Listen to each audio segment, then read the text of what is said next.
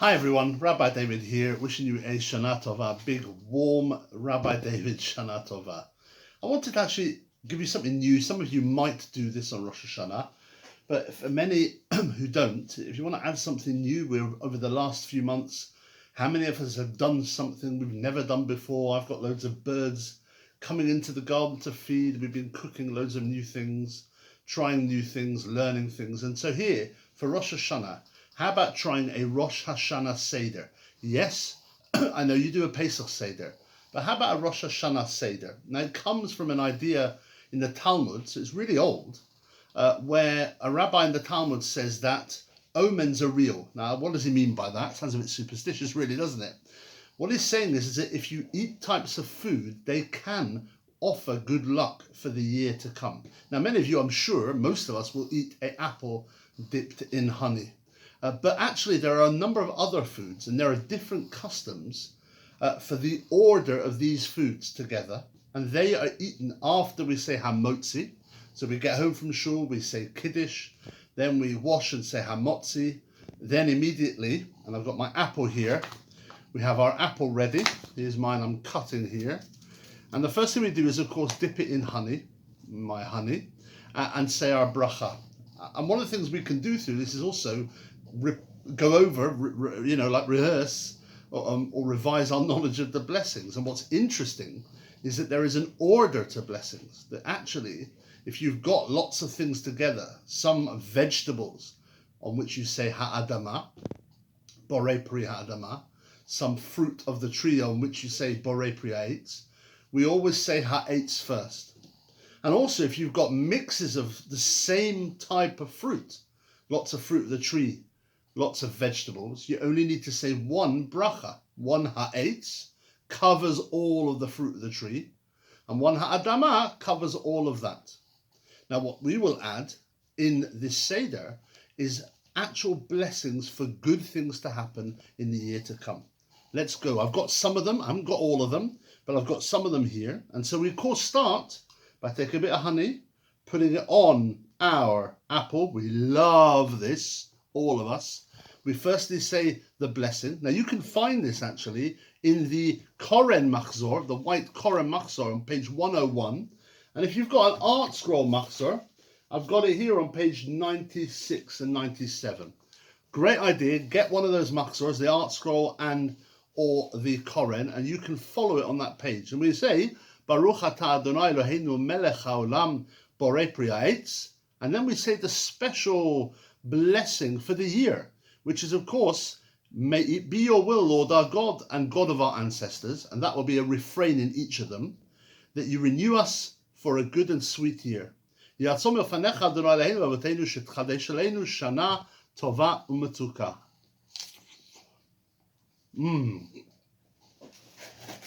And you love getting your hands sticky with that as well.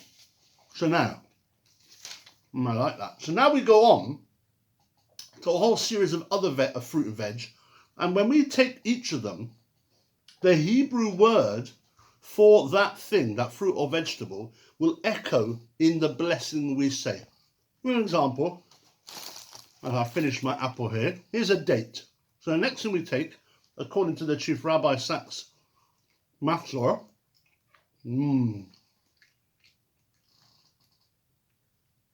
is a date. Never speak with your mouth full, I was always told. So I'm going to take a date. I'm actually going to check it inside that it's all clean and take the stone out. And then the date is a tamar. And so we say, Yitamu sonenu. Yitamu sounds like tamar a little bit. But it means, may it be your will, Lord our God and God of our ancestors, that our enemies meet their end. It's lovely stuff, this. But I suppose we've had enemies throughout. This is a bit of Pesach coming out here. We've had enemies. We know that in our history. And we don't want enemies. And we want them to end. We want the conflict against us to end. And we eat the date. Oh, I love dates. Don't you love dates? So now we carry on. And the next one on the list here is the Rimon. Rimon has many seeds. Careful not to get it on your white shirt or any white clothes because it doesn't half stain. And We say for the Rimon, may it be your will that we produce as much merit as the pomegranate produces seeds. I think that's beautiful. So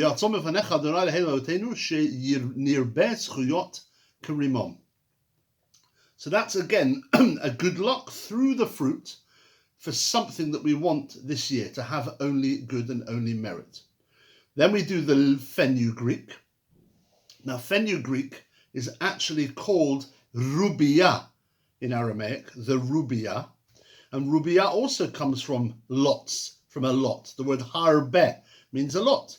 So we say, blessed are you, Lord our God. Now, firstly, what we do is we say the blessing, ha'adamah.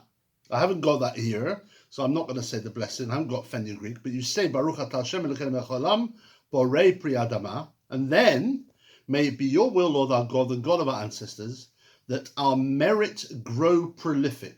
Not just that we do lots of good, but that our merit becomes good. And I assume this is in the eyes of God.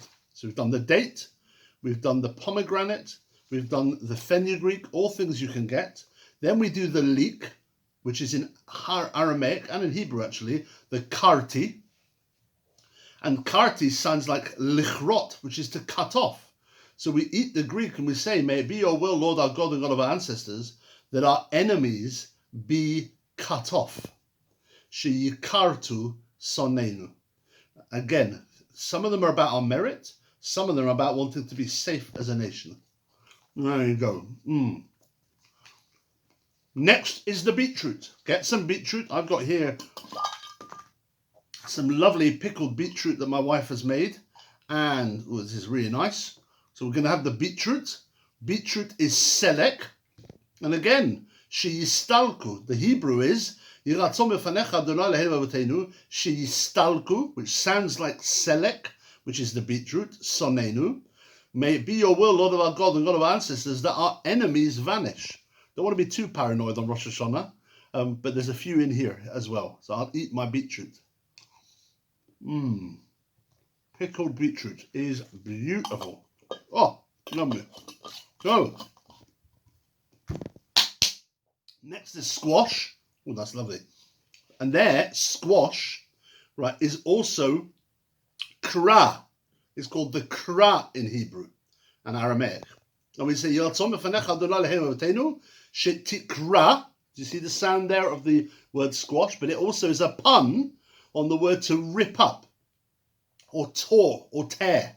Because in English we say, may it be your will, Lord our God and God of our ancestors, that the evil decree against us be torn apart and our merit be read out before you. So that's the kra, the beetroot. Oh, I love that beetroot. Now the last two, well, one of them, the head of a sheep or a fish. Never done the head of a sheep. Not sure I know anyone who has. But I have done the head of a fish for a number of years. There is actually fish flesh in the head of the fish. It sounds ugh, but it's not. It's great, and the kids absolutely love the head of the fish on the table.